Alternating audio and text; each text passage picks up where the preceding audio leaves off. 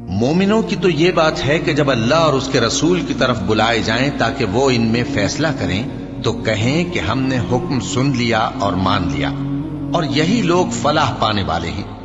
اور جو شخص اللہ اور اس کے رسول کی فرما برداری کرے گا اور اس سے ڈرے گا اور اس کا تقوی اختیار کرے گا تو ایسے ہی لوگ مراد کو پہنچنے والے ہیں۔ اور یہ اللہ کی سخت سخت قسمیں کھاتے ہیں کہ اگر تم ان کو حکم دو تو سب گھروں سے نکل کھڑے ہوں۔ کہہ دو کہ قسمیں مت کھاؤ، پسندیدہ فرما برداری درکار ہے، بے شک اللہ تمہارے سب اعمال سے خبردار ہے۔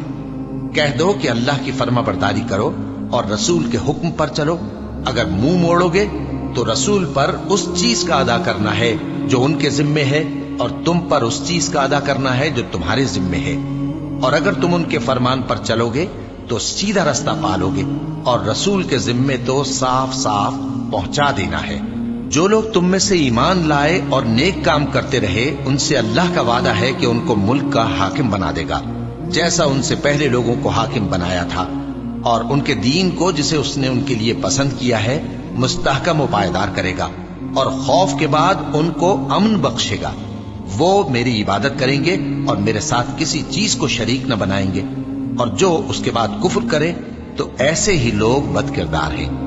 اور نماز پڑھتے رہو اور زکوٰۃ دیتے رہو اور پیغمبر کے فرمان پر چلتے رہو تاکہ تم پر رحمت کی جائے، اور ایسا خیال نہ کرنا کہ کافر لوگ ہم کو زمین میں مغلوب کر دیں گے۔ ان کا ٹھکانہ دوزخ ہے اور وہ بہت برا ٹھکانہ ہے۔